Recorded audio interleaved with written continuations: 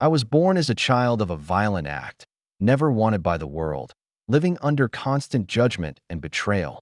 But I survived, endured, and found peace. I was never meant to exist. Not really. My mother told me once, in whispers, that felt like secrets I shouldn't have known, that my father had done something unforgivable, that I was the result. I wasn't born out of love or desire. I was born because her faith wouldn't allow abortion, no matter the cost. From the very beginning, life in our small, tightly knit city was a lesson in being watched. Every neighbor seemed to know my story. Before I even could, I could feel their eyes on me when I walked down the street, a mixture of curiosity and quiet judgment. At school, whispers followed me from classroom to classroom. Some kids avoided me, some mocked me. Even those who pretended to be my friends sometimes turned their heads in shame, as if they were ashamed to be near me. At home, love came with a shadow. My mother's hugs were warm but weighed with sorrow, a silent reminder of the past that I had no part in creating. Family dinners were performances where my presence felt like a mistake, something everyone was trying not to notice. I learned early to read the silence, the subtle sighs, the sideways glances, the unspoken words. I understood then that my existence wasn't just my own. It carried a burden for everyone around me that I wanted to vanish, to melt into the walls of the house, the shadows of the city, anything to make the weight lift. But no matter where I went, the city reminded me I was here, visible, a living consequence of choices I hadn't made. Even at 7 years old, I knew one thing. I was a burden, not just to myself, but to everyone who looked at me, smiled at me, or whispered my name behind closed doors. And that thought would follow me for decades. Living in a small city where everyone knew everyone's business meant that privacy was almost a myth. Every action I took, every word I said, seemed to be observed, dissected, and judged. From the moment I stepped outside, I was under scrutiny. School hallways felt like gauntlets. I could hear whispers before I even turned the corner. "There he is," some would mutter. Sometimes it was the teachers, subtle in their disapproval. Sometimes classmates, laughing just loud enough for me to hear. I learned to anticipate the judgment before it arrived, to brace myself like armor. But no armor could stop the sting of people staring, whispering, or shaking their heads when they thought I wasn't looking. "Why does he even come here?" one kid asked once during recess, loud enough for half the yard to hear. I froze, my stomach twisting. My best friend at the time, Sam, tried to laugh it off, but his eyes avoided mine. Even my so-called friends couldn't shield me from the city's gaze. At home, the microscope followed me as well. Every small mistake I made, burning toast, forgetting to do my homework, spilling a drink, was noted, silently criticized, or exaggerated in the stories that went around the neighborhood. I could feel my mother's eyes on me at all times, a mixture of love, worry, and guilt. Sometimes she would sigh heavily after looking at me, and I learned that sighs were louder than any words. Even simple things like walking to the corner store were fraught with tension. Mrs. Harlow, the woman who lived across the street, would peer through her lace curtains, muttering to her husband, and sometimes I'd catch her glare as I passed. I learned to keep my head down, avoid eye contact, and move fast. But it never fully worked. People knew me. They knew my history. And they couldn't forget it, even if I wanted them to. There were nights I'd sit on the fire escape of our apartment, staring at the city lights, imagining what life would be like if no one knew me, if I could just vanish for a while. But the city had long memories. Every neighbor, every shopkeeper, every teacher I ever had remembered my existence. And somehow, I could feel their judgment even from blocks away. By the time I was a teenager, I had perfected a careful performance. Smile when expected, nod when spoken to, speak only when necessary. But inside, I carried a storm of frustration, sadness, and rage. I felt like a specimen on display, a permanent reminder of a past nobody wanted to discuss, yet everyone watched. It wasn't just society that judged me, it was my own mind. I replayed every insult, every sidelong glance, every whispered comment. I imagined conversations that never happened, heard words that were never said, and felt the weight of every eye. In the city on my back, in those moments, I realized something painful. The city didn't just know me. It had molded me, shaped my fears, my silences, my cautious movements. Every step I took was influenced by the invisible crowd watching, judging, condemning. And in that suffocating environment, I began to understand the cruel truth about my life. I was never just living. I was surviving. Home was never sanctuary. Even the walls seemed to hold judgment. My mother loved me, yes, but her love was heavy with unspoken sorrow. She tried to smile, tried to act normal, but I could see it in the tightness of her jaw, the way she avoided my gaze when she thought I wasn't looking. "Go wash up, dinner's ready," she would call, her voice calm, almost like a teacher addressing a student. I would obey, but I felt the weight of every step, like I was walking on a floor that might crumble beneath me at any moment. Family gatherings were worse. My aunts and uncles, who were supposed to be warm and welcoming, treated me like a fragile vase, admired from afar, but too dangerous to touch. "You're growing so fast," they'd say with forced smiles, but their eyes told another story, a story of disappointment, awkwardness, and pity. I often caught their whispers behind hands or behind closed doors, speculations about me, about my future, about my existence that I remember one evening. My cousin Jake, barely older than me, nudged my shoulder as we set the table. "Do you ever think about, all that stuff about your dad?" he asked, voice low. I froze, the plates trembling in my hands. "No," I muttered, even though I thought about it constantly. "I try not to." He shrugged, unconvinced, but didn't push. Still, the reminder lingered. It wasn't just the city, the neighbors, or school. It was in the very people who were supposed to love me unconditionally. Sometimes my mother would catch me staring out the window, lost in thought, and she'd sit beside me. "I wish," she'd start, voice breaking. But she never finished. I understood. I knew the words she avoided. The words about regret, about my father, about choices she hadn't been allowed to make. And I carried that silence too, like a heavy coat I could never remove. Even small interactions carried weight. A smile from my grandmother felt like charity. A hug from my mother was a reminder that she bore a burden for me as well. Every word, every glance, every quiet sigh told me that my existence wasn't just mine. It was entangled in the lives of everyone I loved.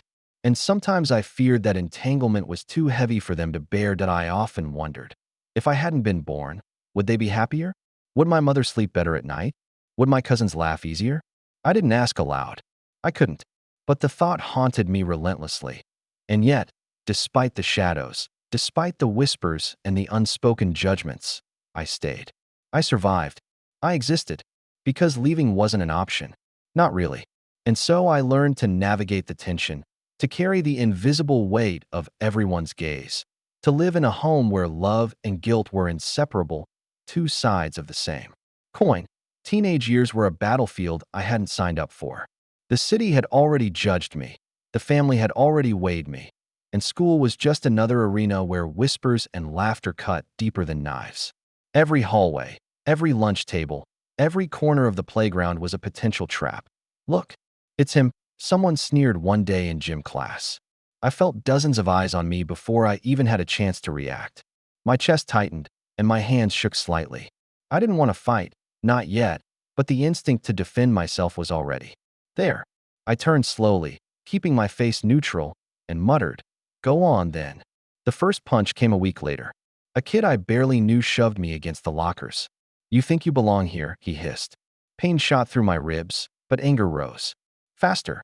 I shoved back, not strong, not fast enough, but enough to make him step back. The teacher arrived moments later, scolding us both as if our lives were mere playground drama. But I knew better. It wasn't just physical battles. Emotional. Warfare was relentless. Notes left in my locker, jokes whispered so everyone could hear, rumors spread by people I called friends. It was exhausting. And every incident reinforced a truth I had felt since birth. I was different. I was a burden. A mistake everyone had to tolerate. Home. The tension followed me. I'd slam doors in frustration, knowing my mother would flinch at the sound, but unable to stop myself. "Why are you so angry all the time?" she asked once, her voice heavy with concern and guilt. I wanted to scream at her, tell her she didn't understand, that the city, the school, the family, they were all against me. Instead, I nodded, swallowing my emotions. I tried small rebellions to reclaim control. running out into the streets at night, staying late at the library, immersing myself in music, drawing, anything that let me breathe. Each act was temporary freedom, fleeting moments where I wasn't just the city's spectacle or my family's burden. I was me, alone, if only for a little while, but reality was relentless. Even in those escapes, I could feel the city's eyes, the invisible chains of judgment, the constant reminder that my existence was known, talked about, and weighed. Every step I took was measured, every smile questioned, every word analyzed. By the end of my teenage years, I had learned a strange resilience. I had mastered avoidance, deflection, and the art of surviving battles that weren't even mine to choose. But deep inside, I carried a scar that never faded, a scar of being watched, judged, and reminded daily that the world hadn't wanted me. And yet here I was, still fighting to exist. School wasn't just a place to learn, it was a testing ground, where I was constantly reminded that I didn't belong. Hallways echoed with laughter that wasn't meant for me. Classrooms were filled with eyes that judged before I spoke, and teachers, well-intentioned or not, often turned a blind eye. Started small. Notes slipped into my locker, folded and neat. Messages like, "Nobody wants you here, you don't belong." At first, I ignored them, thinking the silence would make them go away. But silence didn't work. Whispers grew louder, giggles sharper.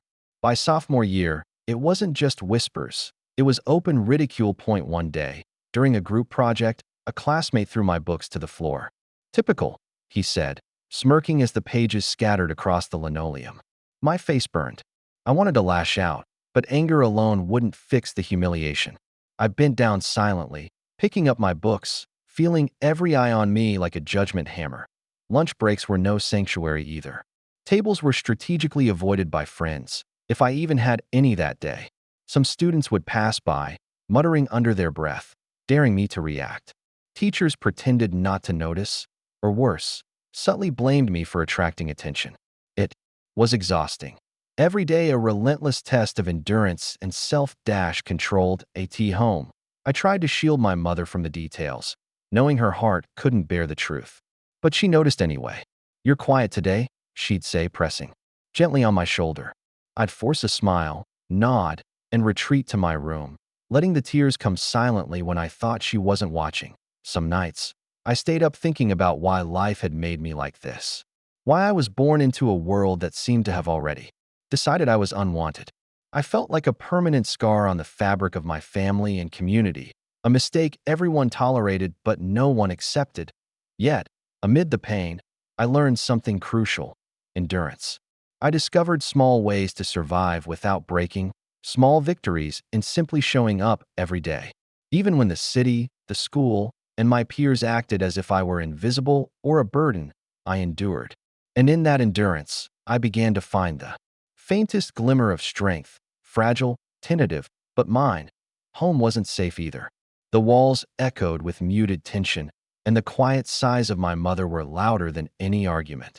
She tried to show love, but every gesture was tinged with the weight of regret and unspoken sorrow.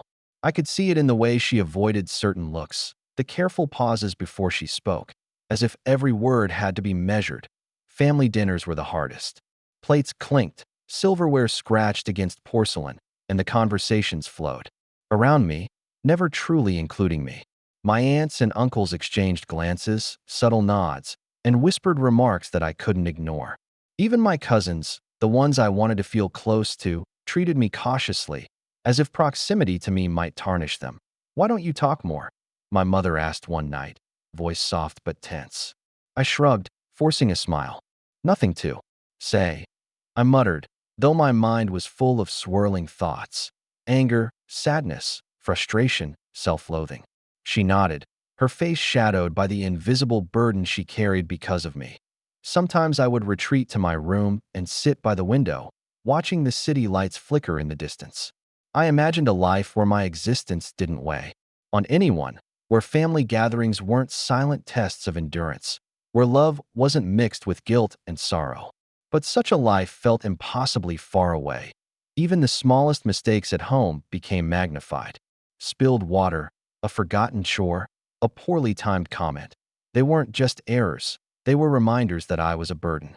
My mother's eyes would soften, but only for a moment, before the quiet tension returned.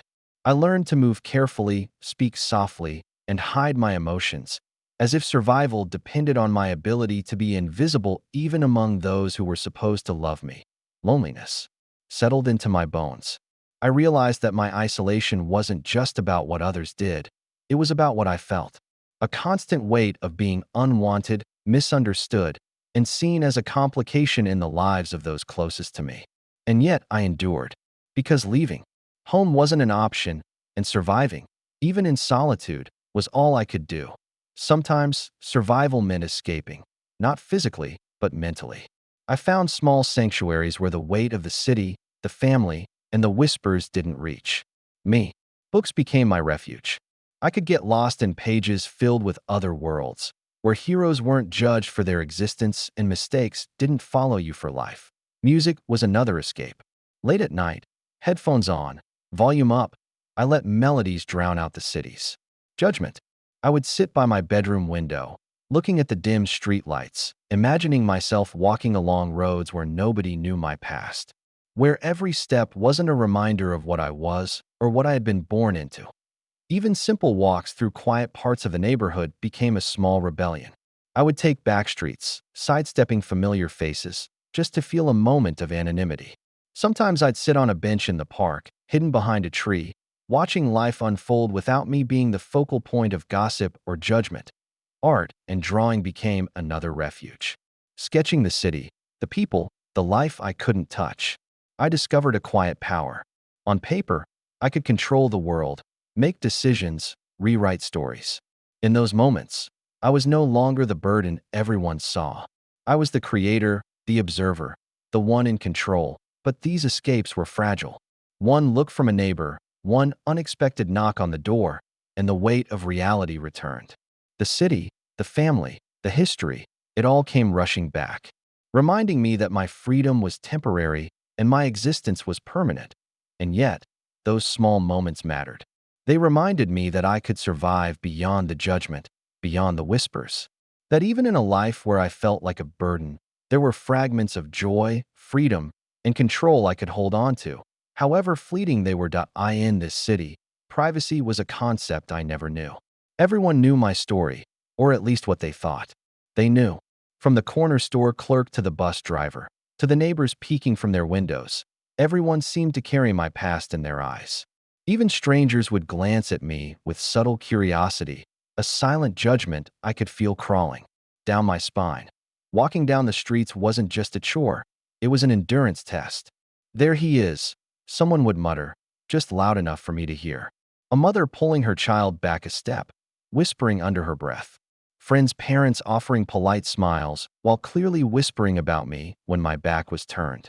I learned to move with caution, to make my presence as small as possible, like a ghost sliding through the city I could never own. School reunions and local events were worse. Conversations flowed around me, avoiding me like a pothole in the road. And when someone did mention me, it was always with a subtle tilt of the head, a slight smirk, or a quietly whispered question. "Is he still here?" It was never just curiosity. It was a reminder of my origin, my burden, my existence that the city seemed unable to forget. Even attempts at normal friendships felt like a delicate performance. Every word had to be measured, every laugh calculated. One wrong move, one misstep, and the invisible gaze of the city would pounce. I could feel it like a pressure, a constant weight on my shoulders, reminding me that I was never really just myself. And yet, there was a strange, cruel rhythm to it. The city, in all its judgment, had also shaped me. I moved faster, spoke less, read people more. I could anticipate a glance, a whisper, a comment before it arrived. I had learned to survive not just by hiding, but by becoming almost invisible while still moving through life. But the constant awareness never faded. Even at 27, I could feel the city's eyes on me. The neighbors who remembered my mother's sorrow, the classmates who once mocked me, the strangers who guessed at my story, all of them watching, all of them remembering. And through it all, I carried the knowledge that my existence was a permanent fixture in their minds, a living story they'd never forget. Betrayal wasn't always loud. Often, It came in whispers, sideways glances, and moments when people I trusted chose themselves over me. I remember my best friend from high school, Sam, promising to stand by me, promising to protect me from the cruelty of others. But one day, during a heated argument with another kid, Sam laughed along with them. I felt my chest collapse, a sharp stab of disbelief and heartbreak. Even family could betray me in ways I couldn't fight.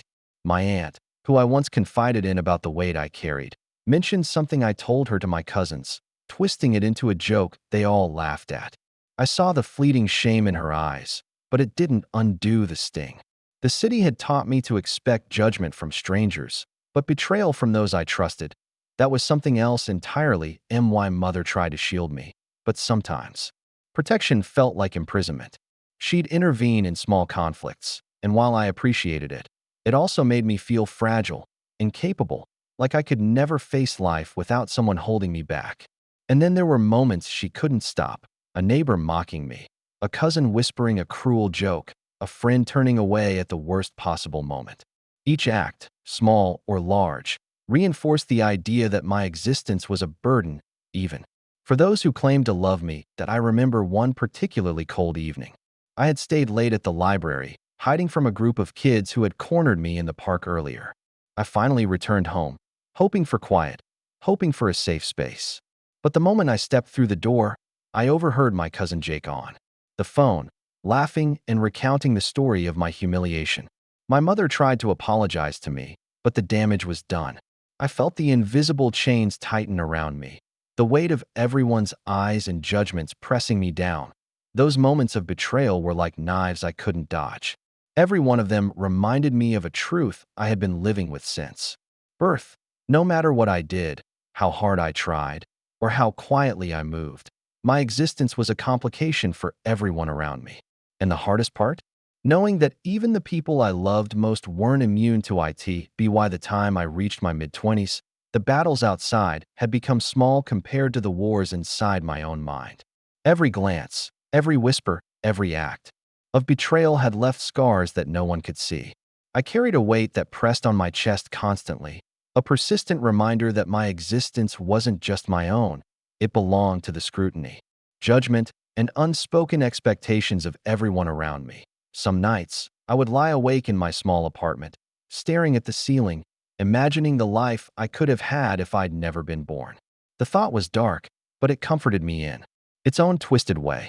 I wasn't selfish, I told myself. I wasn't giving up. I was just imagining a world where my presence didn't complicate anyone else's. Depression had been a shadow for years, creeping in quietly, settling in corners of my mind where laughter and hope used to live. It whispered cruel things. You are a burden. You don't deserve love. You will never be free. And sometimes I believed it, but I also fought back. I questioned every cruel thought, every self-loathing whisper. I wrote journals filled with raw emotion, sometimes angry scribbles that no one would ever read, sometimes tears smudging the pages. I poured out the frustration, the sadness, the helplessness, trying to unburden my mind, if not my body. That I replayed moments over and over, small betrayals, failed friendships, times I had been judged, every sigh and glance from family. And I asked myself what they really meant. Did they define me? Did they own me? Sometimes the answer was yes, and I hated it. But other times, I realized that the war inside me was mine to fight, and that for the first time in years, the battlefield wasn't entirely outside my control. In the silence of my apartment, I confronted myself.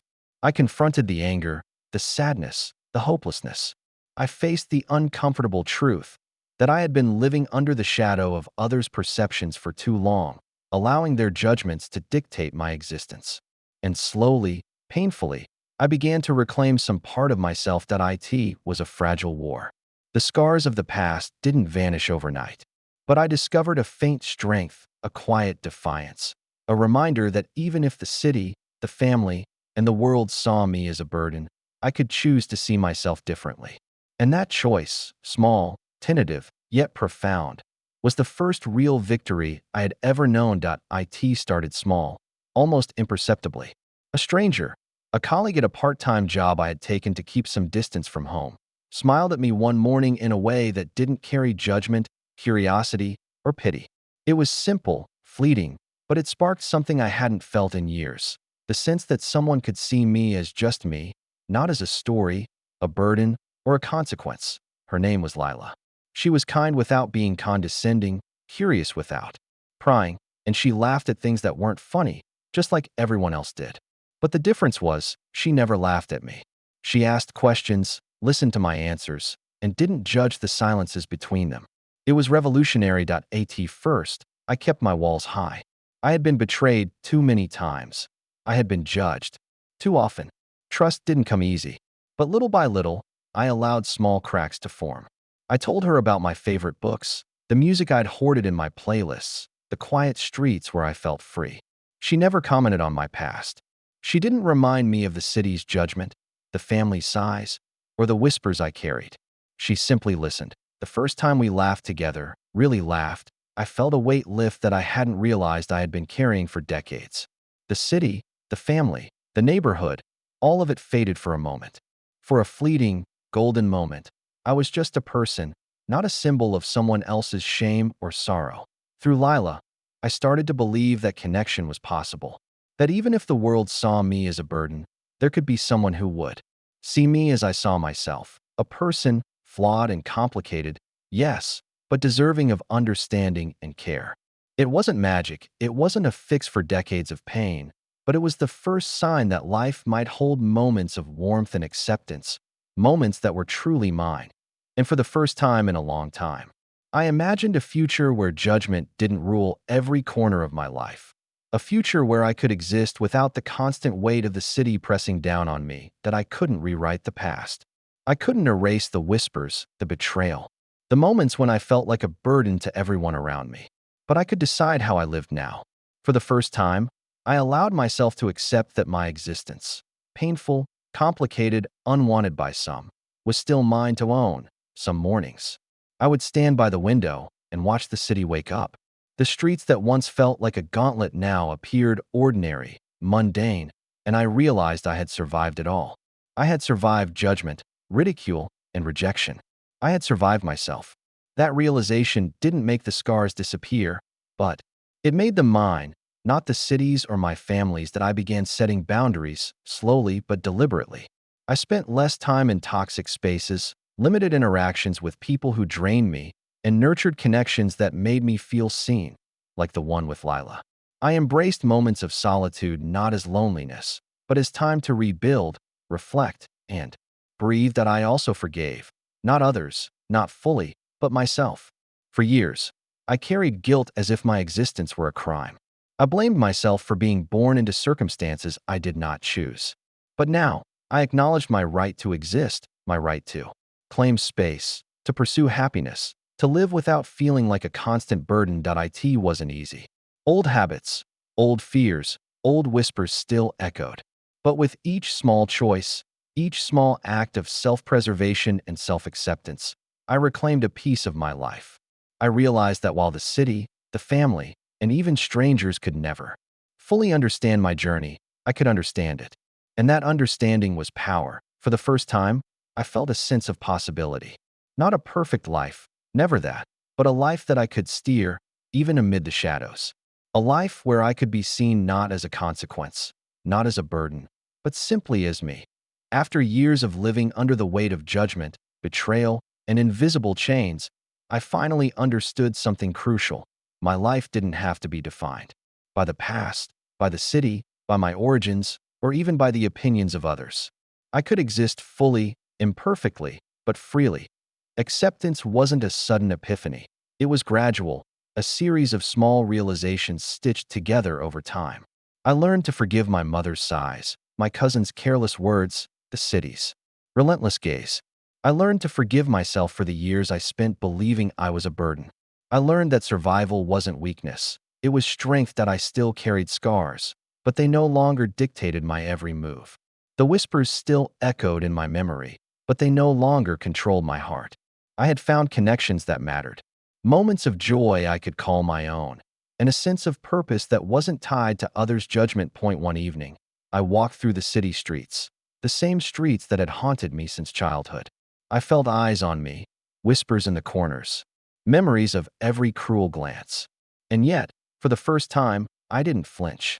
I walked tall, not because I had forgotten, not because I had forgiven everyone else entirely, but because I had finally forgiven myself. That I realized then that life's value wasn't determined by how others saw me, but by how I chose to live it.